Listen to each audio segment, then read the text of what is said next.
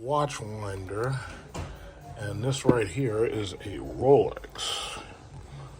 So I'm trying to zoom in on it just so you can see it.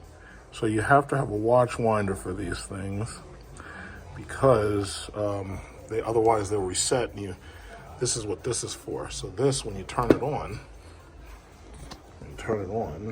it will start to rotate.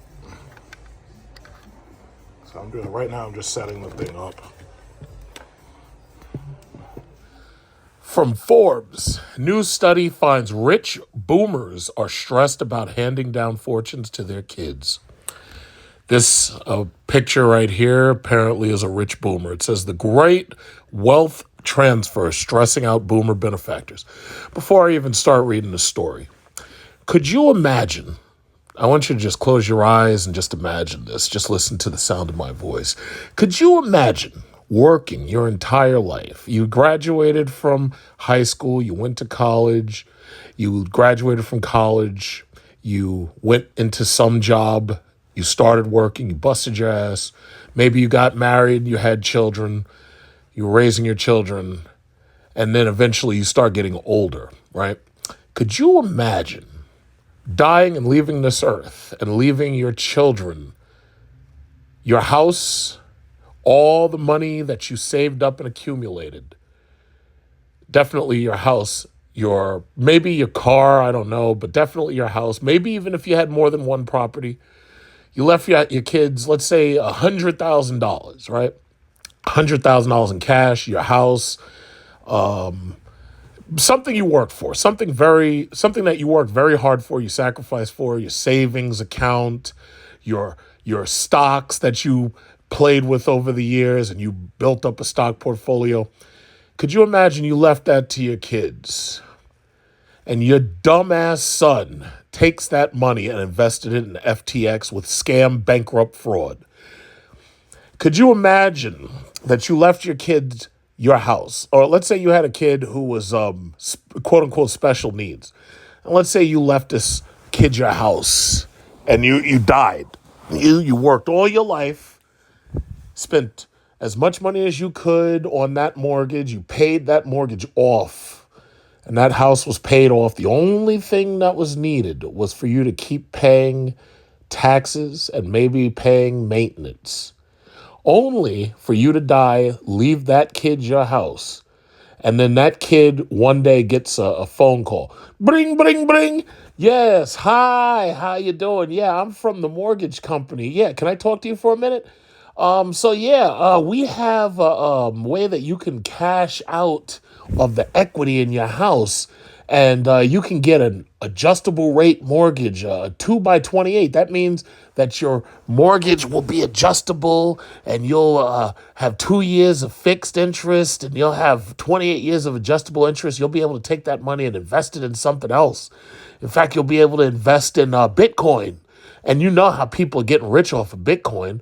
I mean, right now, what's the price of Bitcoin? Bitcoin right now, $16,000.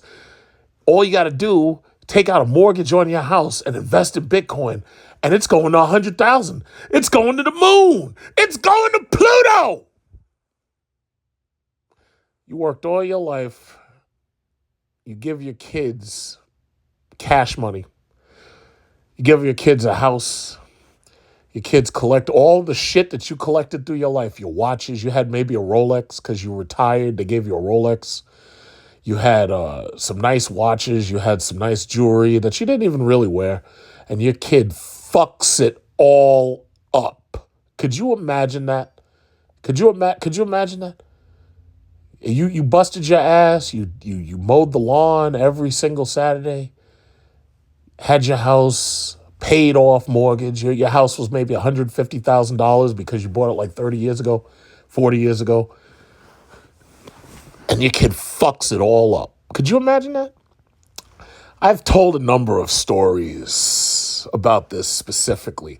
I've got former friends that I haven't heard from in a very long time, people I grew up with, grandfather and his wife, grandmother, they were living And eventually the wife died. And then the grandfather decided he's going to take out a reverse mortgage in order to fix up the house because, let's say, maybe he had a fire and some damage got done to it. So he does a reverse mortgage. He buys some new appliances. And then he dies. Now, they lived in this house all their life.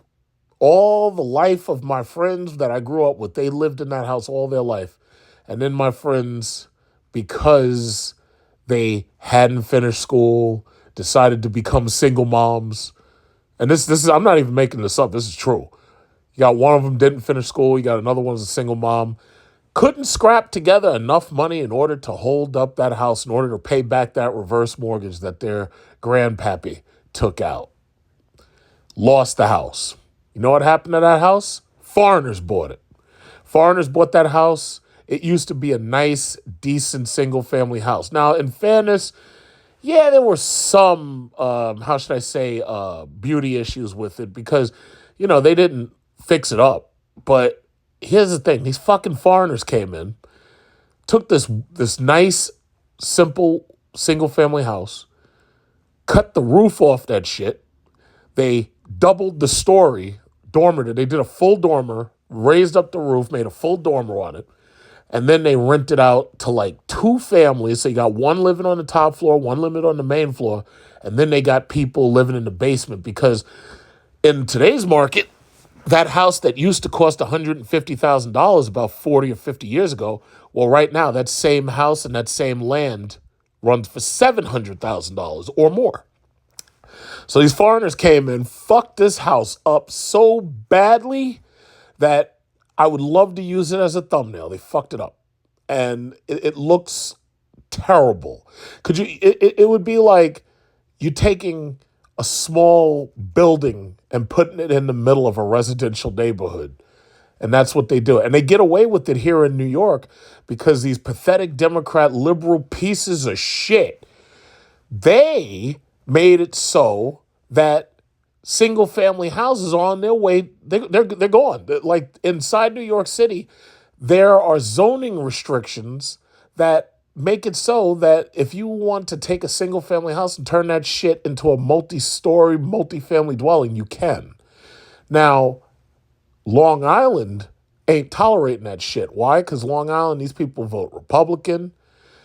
These people are gun owners, and they're not letting these fucking liberals come out here and fuck shit up. But the reality is, the single-family houses in Long Island will stay single-family houses. Now, that does have some cons and it has some pros. For one, the taxes are higher than they are inside the city because the city is able to have more population. However, with less population, you have less crime. And that's also part of the reason why people can be armed to the teeth, because just in case there's ever a home invasion, you don't have to call the cops. You have to call the coroner to pick up the dead body who decided to try to break into your house. And I've gotten way off point because my entire point was really supposed to be talking about you being a parent, leaving all this property and all this inheritance to your kid and them totally fucking it up. Well, I'm seeing this real time. I'm seeing this. I'm seeing it in friends. I'm seeing it in acquaintances. I'm seeing it in family members. Family members who were left a house only to lose damn near half their shit and the house to a divorce. Looking at family members, because here's the thing you got to understand, especially about these Generation Z bastards, because I don't even want to call them like kids because the majority of them are fucking born out of wedlock anyway. The thing that you got to understand is right now, these parents ain't got, and when I say these parents, I'm talking about, let's say, forget the boomers because that generation is over. Generation Z, the Generation X, because these Generation Xers had these kids. You're looking at these kids of Generation Z. You're looking at these kids of Generation Alpha. Let me tell you something. These kids have no means whatsoever. The vast majority of them can't do anything. These schools have ruined their minds. while they were busy having what is it called, transsexual transvestites coming in dressed like Barney the dinosaur, and showgirls coming in to read nursery rhymes. Well, their counterparts in China, India, most of Asia, their counterparts were learning advanced mathematics. So basically, these kids are so fucking dumb until they have to literally take off their shoes to count to 10. Now, if they didn't ruin these kids by putting a cell phone in their hand, letting them take it to school, and totally ignore the teachers, what they also did was they put drugs right across the street from these schools. I want you to take a look in any New York City school. I want you to go across the street to any of the bodegas, and I want you to tell me whether or not they're selling marijuana, or whether they're selling vapes, or whether they're selling other paraphernalia that these kids are getting high on. So what they didn't do by ruining these kids' education, they did by ruining these kids' body chemistry. Okay? So most of these parents, here's a little secret, and I know some people are going to get triggered. Some people are going to get triggered listening to this. I don't give a fuck.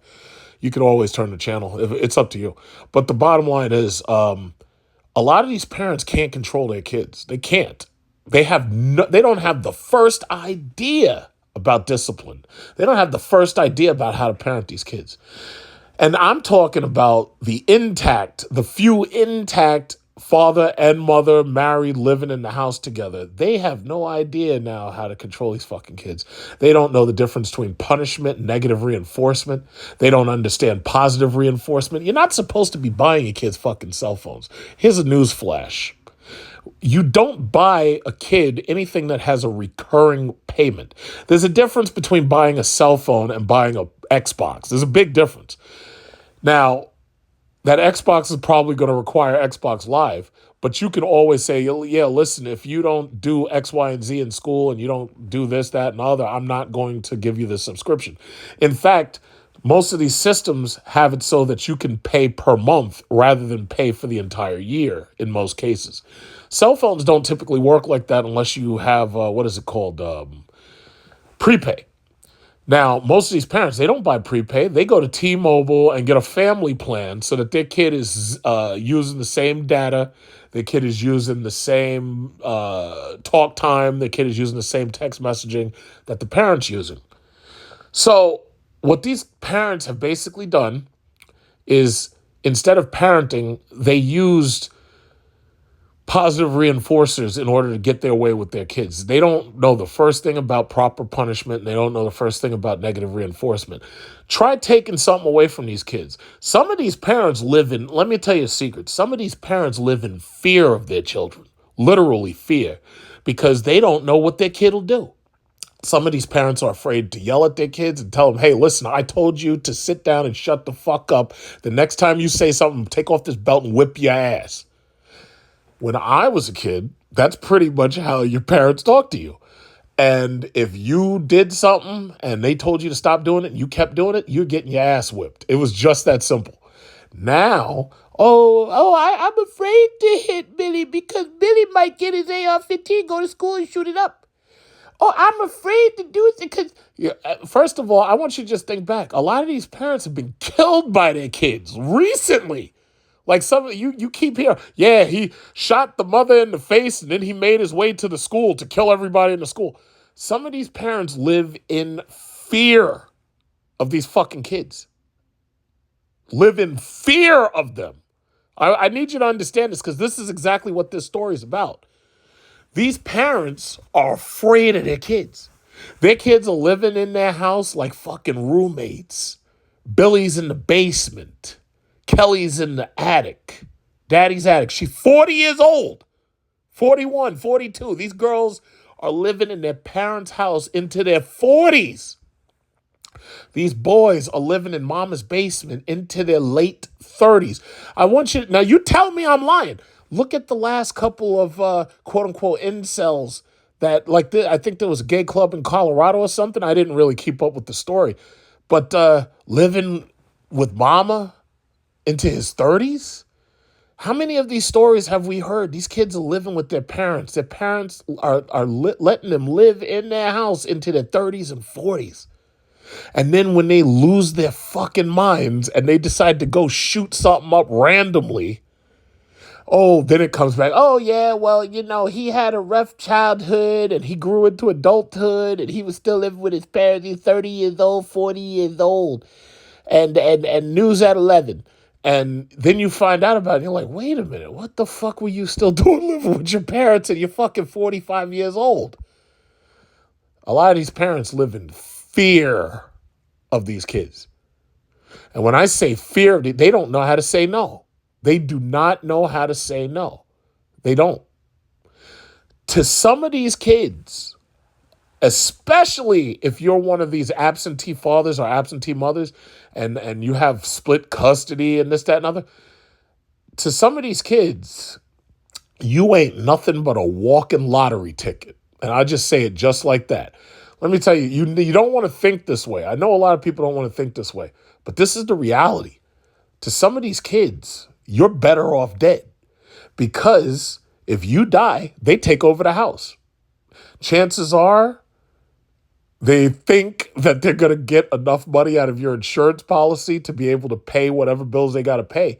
But a lot of these kids are literally hiding in plain sight.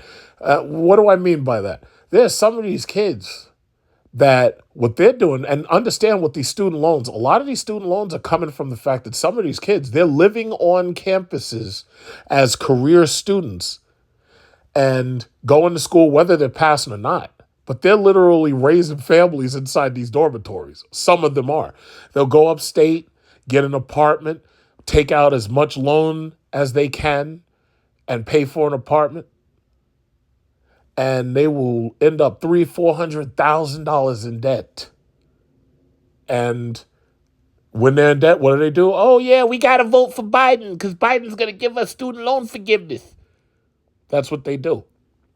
There's some of these kids who it's unthinkable, but to them, you're nothing more than a walking lottery ticket. And I just have to say it just that way. Now, I've digressed from this story for a while. I don't even know what the count on the timer is, but the simple fact is I'm going to read some of the story so we can get into the story because I think I've laid my groundwork a little. So it says, the great wealth transfer is rankling millionaires whose children have their own ideas about how to spend and give it away. Now, first of all, let me just stop right there. Give it away? Let me tell you something. I don't give a fuck what Melinda and Bill Gates do. If I had billions of dollars, I ain't giving shit away. You must be out of your goddamn mind. I ain't giving this away. At the very least, there'll be enough money in my coffers, even when I'm dead, to make sure that my seed, my genetic children that came from me, to make sure that they live comfortable for the rest of their natural lives. Now, the problem is, as the story is trying to show you, it's possible that they could take that money and fuck it up. Like, they'd be like, yeah, I never liked my father because he was rich and I hate rich people, so I'm going to give my money away to charity. Let me tell you something. I'll come back from the dead and I'll choke that kid to death. You ain't giving them, listen, whatever. Like this stuff that I have that when I die, my kids are going to inherit it. And it bothers me that like this stuff that I have that it's very possible that they could donate that shit or give it away. It's like, listen, I didn't fucking accumulate this shit for you to give it away, okay? It's like you can't take it with you, but you also can't stop some stupid asshole from giving it away. And that to me, that's a problem. Now, I'm not saying that you can't be charitable. I'm not saying that. But this whole idea of just giving away, nah, I don't do that. I don't do that. Like, listen, Melinda, Bill, what's her name? Bezos' wife? I don't even know her name. I don't really care. If y'all want to give your money away, listen, no problem. I'll give you my address. You can send me a little check and you can give away your money. But nah, I don't do that. It's like you could do that. I would rather put my money into something that I know is going to benefit mankind, not just giving it away to these fucking corrupt organizations. No. I would build a hospital before I'd give my money away. I would build something, I don't know, a church. Shit, I'd build a church before I'd give my money away. But this whole and I know what you're going to say. You're going to be like, yeah, well, the churches are corrupted, so are the hospitals. Yeah, I know. Listen, I can anticipate the trolls. I totally I hear you, but I would think of something. But this whole idea of just giving money away and then you really have nothing to show for it, it's like that's a tax strategy as far as I'm concerned. You're giving that money away because you're getting less back on your taxes or something. I don't know. But anyway, okay, let me keep going. Okay, it says having money comes with hangups, and one that's especially pressing these days seems to be figuring out what to do with your wealth before you die.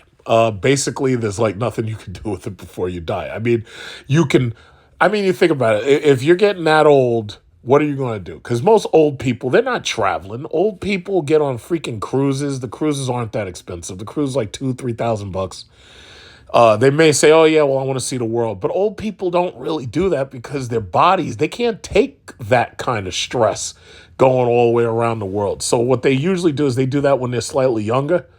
Like me, I'm getting all the major world vacations out of the way. So this way, when I get older, yeah, I'll take like cruises like to places that aren't that far away where I don't have to walk that far because like most of the places that I've been, you're talking about walking 5 and 10 miles a day. Old people can't handle that shit. So what else do old people do? Well, you're not going to buy cars and money because old people when they get old, they don't care about cars anymore. They don't care about all that stuff. They don't care about jewelry. They don't care about clothes. When they get old, they're fucking dribbling on themselves. You're lucky if your brain doesn't turn to mush and you got Alzheimer's and you're dribbling on yourself. So old people, most of that money sits there in a bank account, appreciating in value. And then what happens is they peacefully pass away in their sleep. And then you get the call and they're like, okay, everybody, well, we got to come to the estate meeting because we got to talk about how we're going to disperse grandpa's money. That's what usually happens. Or if your, grandparents or they have a house, they've got to go to the estate meeting or whatever, and they have to talk about how they're going to disperse the assets, whatever they are, equally among the family, especially if there's no will, because a lot of people die and they don't even have a will simply because they didn't want to have a morbid mind and think about the fact that they're going to die. So in not preparing for it, your money just goes in any direction, and next thing you know, the kids squandered the shit on a fucking drug habit. So it says, for many people, the answer is simple: give the money to their children and grandchildren. That's a bad idea. First of all, you know what your grandchildren are going to do with that money? Let me tell you something. Jesus Christ. Let me tell you something. I've got cousins. I'm not going to name names. I got cousins. Let me tell you something. If you gave them a few $1,000s, let's say you gave them $10,000, not even $1 million. Let's say you gave them $10,000.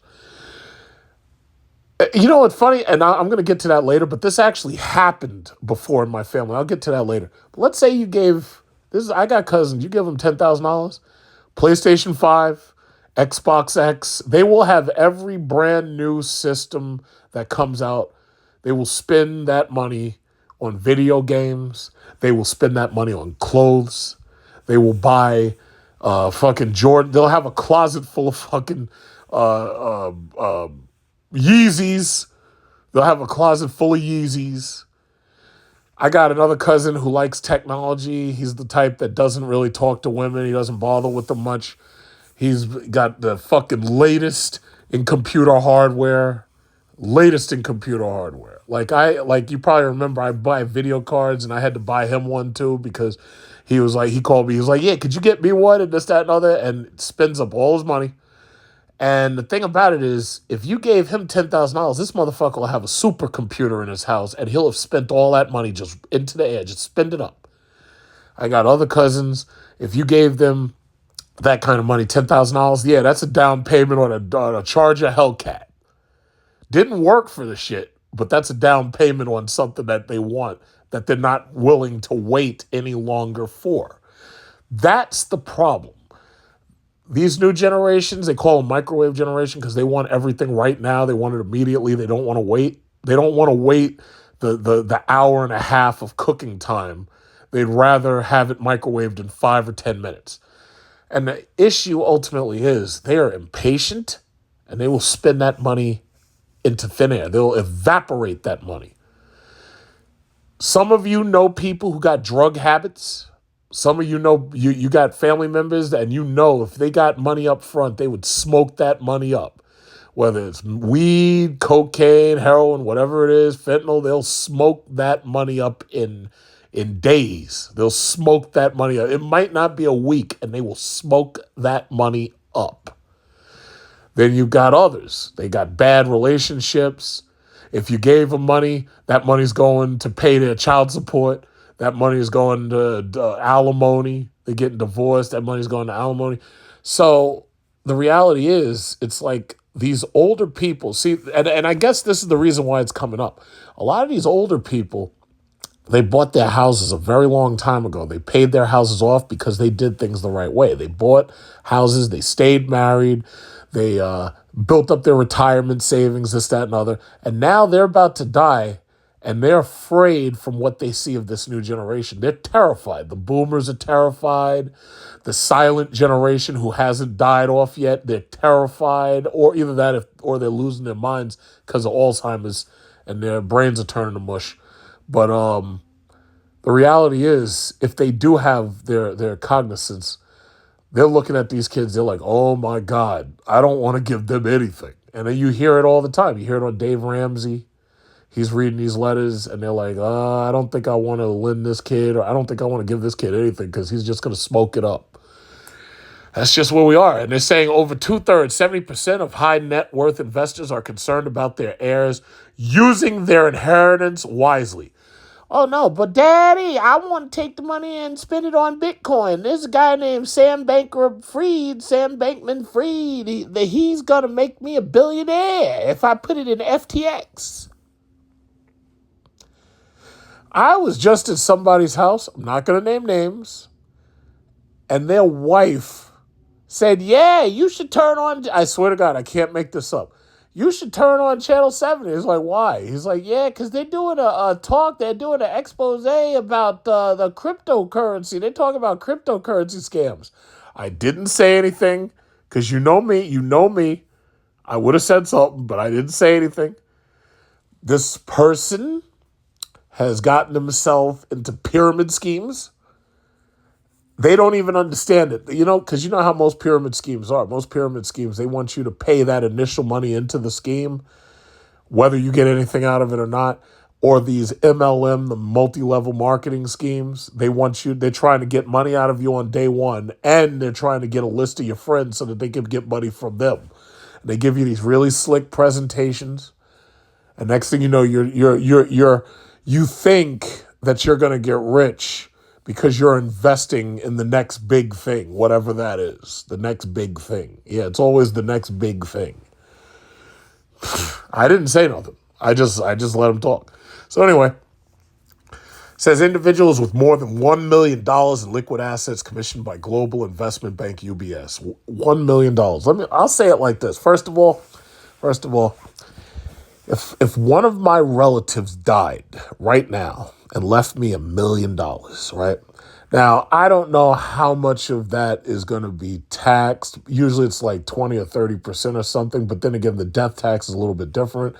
So let's just say that whatever I was taxed or whatever I had to pay, let's say that one of my family members left me $1 million. Let's say they left me $1 million tonight. If I had $1 million cash that was just handed to me, well, I'm definitely buying another piece of property, but that would be a stupid move because right now I'd be buying at a market high. See, I bought my houses when the market was low. So if I tried to buy at the market high, yeah, I'm going to pay $500,000 or $600,000. Half that money is gone. Half that money would be evaporated right away. Half. Because you're paying $200,000 over what the shit's supposed to be. But that's because I live in New York City, or that's because I'm here in New York State. So that would be a bad idea. The smart thing to do is to take that money, put it into the highest interest savings account I can put it in. And I know what somebody's going to say. They'll be like, oh, no, you'll do way better if you put it into the stock market. I'll tell you something. Stock market's Stock market is very, very, very volatile right now. You've probably noticed. You see entire countries. China right now, they got protests in the street protesting over the COVID lockdowns. They're trying, like right now, Western media is playing it up as much as possible to help destabilize Xi so he doesn't try to invade Taiwan. You see entire countries collapsing. You see what's going on still with Russia and Ukraine.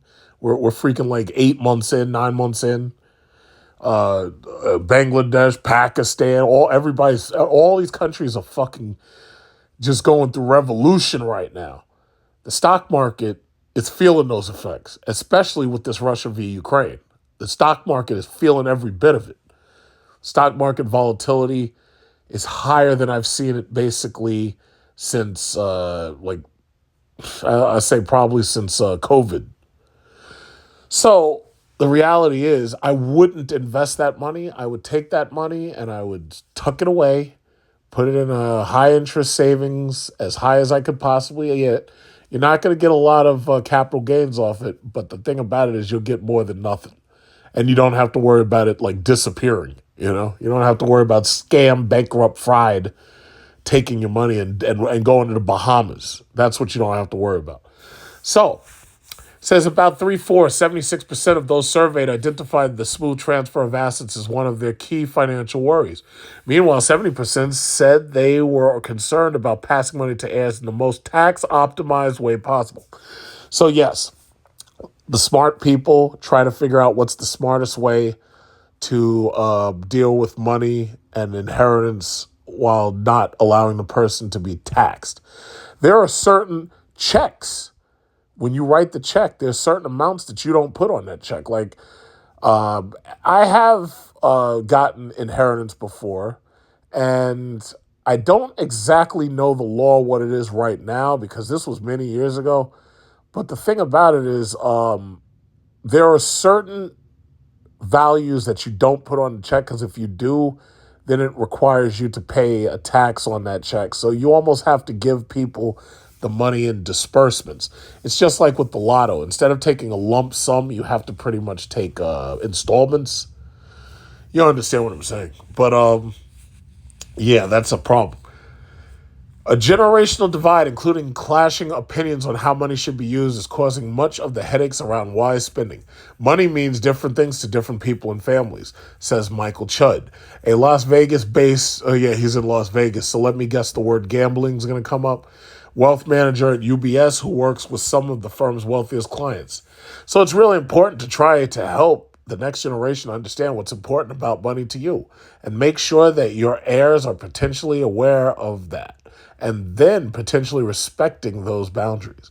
The desire to influence posterity is nothing new. How these conversations play out, however, will dictate the flow of the greatest wealth transfer in human history, as nearly $73 trillion is expected to pass to younger generations in the U.S. over the next 20 years, while another $11.9 trillion will be given to charities, according to estimates from the Cerulli Associates, a financial service research firm and consultancy.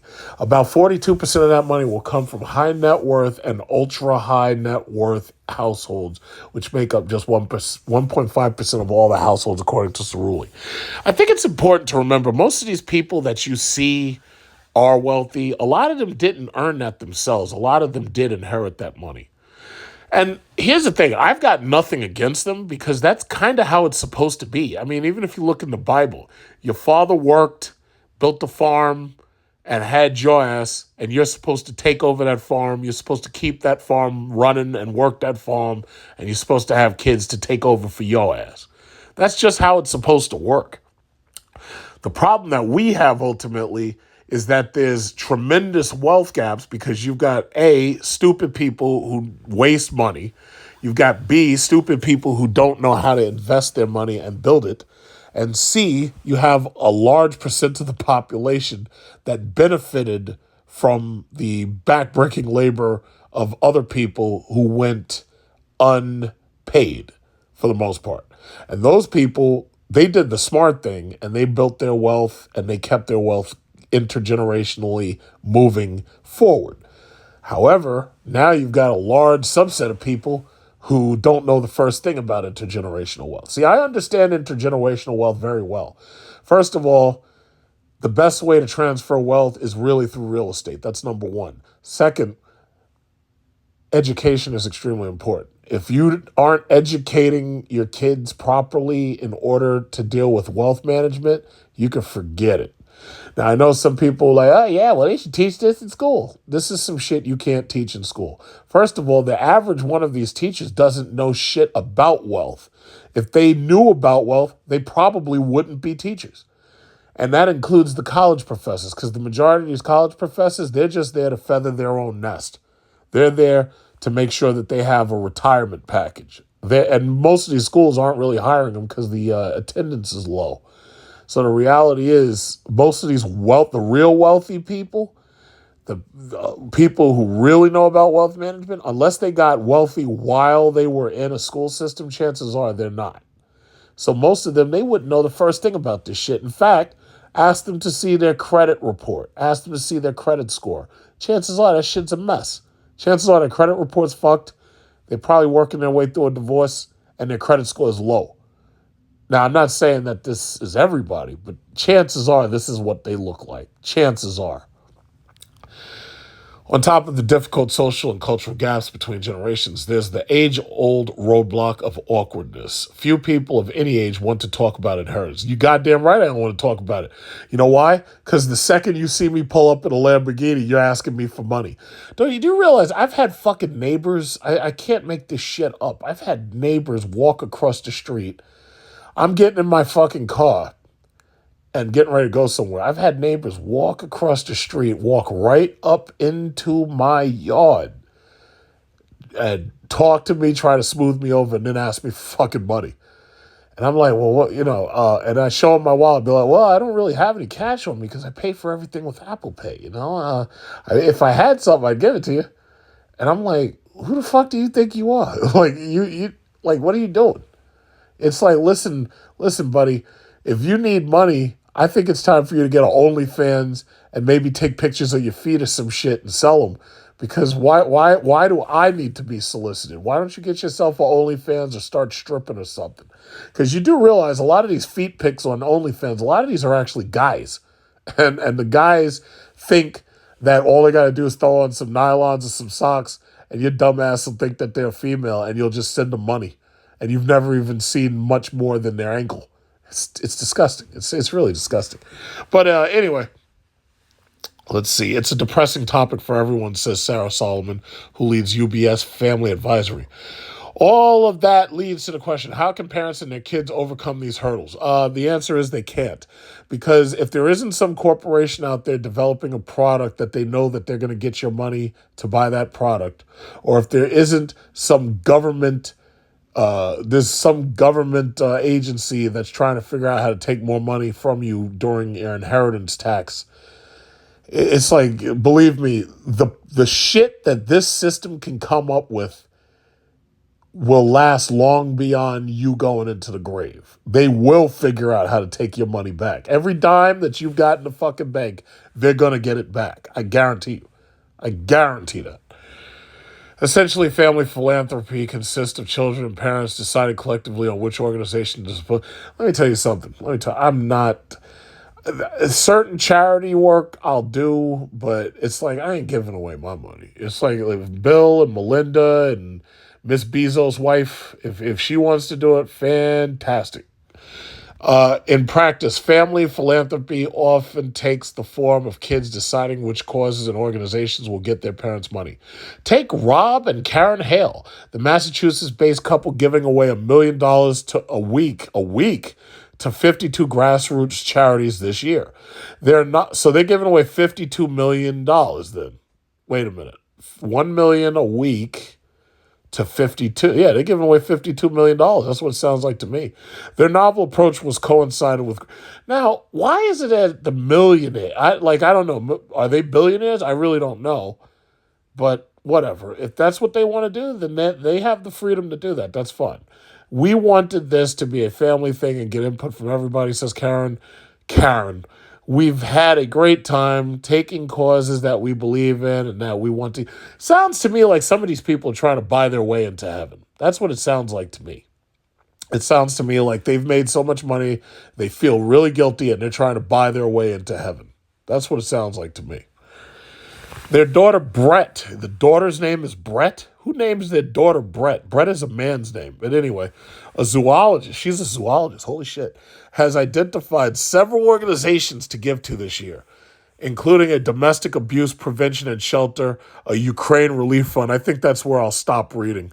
So anyway, for philanthropic parents who are worried about their kids becoming stingy, it's important to not just show. Here's my question. You know what? Now I'm going to go back to this. They're giving their money to a Ukraine relief fund. Here's my question. What if they decide that they want to give their money to Moscow? Well, it's a free country, right? Couldn't they do that? What if they decide that they want to write a check to the CCP in China? It's their money, right? So they're free to do what they want, right? So if they want to, let's say they want to give their money to the Spetsnaz, or if they want to give their money to the GRU, are they allowed to do that? Yeah, that's food for thought. Okay, for philanthropic parents who are worried about their kids becoming stingy, oh, of course, it would. Listen, I'm going to be too busy listening to my Bugatti in order to be stingy. I'm going to be too busy revving my Bugatti Chiron. You and your $52 million giveaway, Karen. I'm going to be too busy. I'm going to be too busy trying to put twin turbos on a quad turbo Bugatti in order to worry about being stingy, okay? It's important to not just show, but show and tell. Talking to children about charity has a greater... Oh, my God, this is boring. Anyway, having a conversation talking about giving is hugely important. Nope. Keep going. This is boring. I don't like this part. Okay. Over 2/3 of American households used to donate on a regular annual basis to charity, and now it's more like 50%. So, says Ackerman, citing another study from the Indiana University Institute. When you think of income equality, you don't always think about philanthropy, but it's the same story. Thank you, John Hyatt, for the story. So, this article disappointed me because, see, I thought that they were going to talk about how millennials have completely fucked up fortunes. I thought that what they were going to do was they were going to have like a long talk about people who had fortunes given to them and squandered it. That's what I thought, because that seems more logical. What, a sign up to? I'm not signing up for nothing. So anyway, that's what I thought. I thought they were just going to talk about people who squandered large amounts of money, like I did. But when I say like I did, I mean like I talked about people who squandered large amounts of money. But here's the reality. First of all, with this market the way it is, there's more than enough stuff to spend your money on. People learn to spend what's in their pockets, and God forbid you give some of these people large lump sums of money. They will spend money in ways that you can't even imagine. We've already seen this. Some people who've got gold toilet seats. We've got some people out there who decide that the first thing they want to do is run out and buy a private jet. We've got some people out there who decide, oh, yeah, well, I'm going to buy the biggest mansion that there is. And, you know, that always ends in disaster, because the reality is when you buy a property of that size, you also have to buy people to take care of it. You need to pay salaries. Most people don't understand that stuff. That's why a lot of people end up going broke. It's like even recently, you see a lot of these celebrities with their mansions up for sale. You've seen it numerous times. They usually post it Yahoo, Google. It's like, oh yeah, this basketball player is selling his mansion. The mansion has a full-size basketball court, indoor swimming, and you see it every single month. You probably see one of those stories. But the problem is, a lot of them, they're not making the same amount of money that they used to make, and those multiple millions of dollars go really quickly when you buy a house worth multiple millions of dollars. That's what ends up happening. They go broke fast. Now take somebody who's never managed wealth and just thrust upon them a massive nest egg that was your grandfather's or your grandmother's or your father's or your mother's, and you just hoist this onto them, and they inherit a large amount of money, and they have no discipline whatsoever. It's Bad news. Now it's good news. It's good news for the free market because the free market can't wait to get that money back. The government can't wait for you to start spending because they're going to tax you on everything. Every dime you spend, they're going to tax. So they can't wait. But my thing is, I personally believe that the best way to deal with inheritance is ultimately real estate. Now, most of these Asian parents, for example, or Chinese, what they do is when their kids get married, they usually try to buy their kids their first house. Now, so here you got these old Chinese grandparents, and they buy their kids who are newlyweds their first house. And their kids have no mortgage. All they got to do is pay taxes and work. And this way, the wife can take a leave of absence from her job when the parents get really old, and she can go take care of the parents, and the parents basically pay her way. And see, Americans are really, really stingy and materialistic. So we don't really look at other cultures. And when we do, we only look at them to make fun of them for the most part. Like a lot of us, you're like, oh, yeah, well, there's like 30 of you living in that house. Yeah, well, that's because there are 30 of them living in the house. They're paying the bills and they're saving their money. And when they do decide to finally buy something, they've got a lot of money saved up and you can't compete with them because they've got a briefcase full of cash and you don't. But that's just the dynamic. I'm sorry, that's just the dynamic. So in my family, I've seen this happen. You've got large lump sums of cash. One of my family members, not going to name names, one of my family members inherited $18,000. Not going to name names. Went out, was eating out every day, buying luxury clothes. And it's funny because the one thing that they could have bought that they didn't buy was a car. And they could have bought an inexpensive car. They could have bought a $10,000 or even a $12,000 car. Here's the problem, though. They didn't have a good job. So even if they bought a car, it would have easily eaten up their money within about a year, even if they bought the car cash. Didn't have the money incoming for insurance, didn't have the money incoming for maintenance and upkeep. So here they would have bought a depreciating asset, which would have quickly stripped them of the rest of that money. Because the crazy thing about it is, when you buy some of these depreciating assets, and a depreciating asset could be a number of things. You could be buying a luxury car. You could be buying a personal jet. You could be buying a personal helicopter. Because I'll tell you like this, if I had $1 billion, I'd have a helicopter sitting right in my backyard. I'd have a HX-50. See, that's the crazy thing about Americans. Americans dream about hitting the lotto, and we already know where about $10 million is going. We already know. But if I had like $1 billion, oh yeah, I'm buying a helicopter. It's going to be sitting right in the back of my yard until I decide to get in there and fly it. But a helicopter is a lot of money. You got to buy those blades. Even if you don't fly it, you have to repair parts on it that have timed out just because they were sitting there, whether you used it or not. It's like a race car. In a race car, you buy one of these race cars, like a McLaren or something, there are parts that time out. Fuel cells, certain brake elements. It's like you have to replace them just because the car was sitting there, even if you didn't drive it. These depreciating assets will strip you of your money fast. A house or mansion is generally an appreciating asset, but here's the problem. Who's going to take care of it? Are you going to hire people to come do your lawn every year? Maybe that costs you $2,000, $3,000, maybe more. Are you going to have a butler? Are you going to have a maid? That might cost you $20,000, $30,000 a year. You see my point? So it's like the people who are heavy into wealth, those people, even the ones that do work because they need something to do, those people have an income and they also have capital gains coming in. And for the most part, they pay most of their expenses using capital gains. And capital gains hasn't been good recently because the interest rates were low, but now the interest rates have been pushed back up. And they're being pushed back up continuously.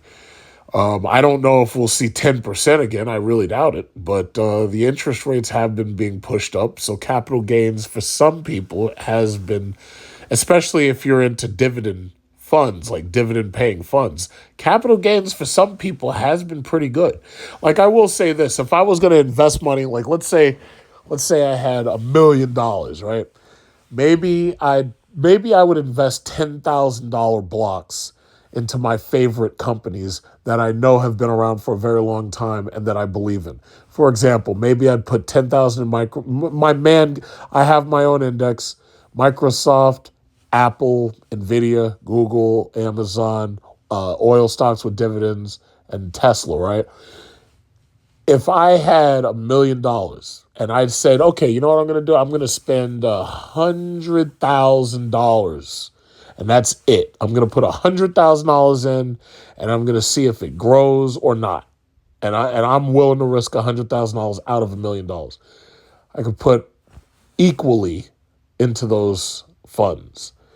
And the problem is, we've got people who are willing to risk on things that don't deserve the risk. Cryptocurrency being one of them. Cryptocurrency doesn't deserve the risk. Cryptocurrency, as you've seen, has shown nothing but risk. Cryptocurrency is absolute risk at this point. Now, some people say, oh yeah, well, with great risk comes great rewards. Excuse me, with great risk also comes great loss. Ask Scam Bankrupt Fraud, where he is right now in Bahamas, trying to run to a country with no extradition treaty like Dubai so he can get away from American investigations and FBI. Yeah, right. With great risk comes great possibility of reward, but also great possibility of loss. And that's just the truth. It's almost 50-50. If you really think about it, it could go one way or it could absolutely go the other. But anyway, that's what I would probably do. I'd probably pick my favorite stocks and I'd invest probably just one time and I wouldn't even bother trying to manipulate it. And in fact, I'd probably say this, whatever I'd invest in would probably be a dividend payer. I would go for the main auto companies like Ford, Stellantis, GM, but GM already went bankrupt, so that's how much you can't trust this system. But oil stocks, energy stocks, upcoming energy stocks. Maybe I'd put a little bit in there. But that's what I would do. And my thing is, the rest of that money, that whole 900,000, I'd put that in the bank to collect some interest. So technically that would be like investing in the US dollar. But as long as the banks are guaranteeing a specific amount of interest, it's like you really don't have to worry about it. It's pretty much just, it's there, it's coming. But that's just me. So as far as like this wealth divide that I started out by talking about, which I had to rant on, I'm seeing the absolute worst parenting I ever could possibly imagine. I'm seeing the absolute worst children as resulting of that bad parenting that I could ever imagine. I've seen shit that I couldn't believe. I just couldn't believe it. Like things that are unspeakable. These kids are out of control. Some of these kids live up with their parents like they're goddamn roommates. And the parent tells them to do something, they fucking totally ignore you. Billy, I told you to put out the trash. You do it, Ma. I ain't doing it. I'm here playing Spider-Man. Or your daughter's up there in her attic. And the father is like, hey, Jill, I told you to do such and such. It's like, leave me alone, Dad. You don't understand. Get out of my room. My thing is, if I ever had a kid tell me to get out of a fucking room that's in my house with a door that I put on the fucking hinges, man, I'd kick that fucking door right off the goddamn hinge. It's like, I know you didn't say that shit to me. And then I'd make them reevaluate everything they were saying. I'll give you that. But I tell you, some of these parents, they have no fucking idea how to deal with these kids. And when I say that these kids look at you like you're a walking lottery ticket, that's exactly what I mean.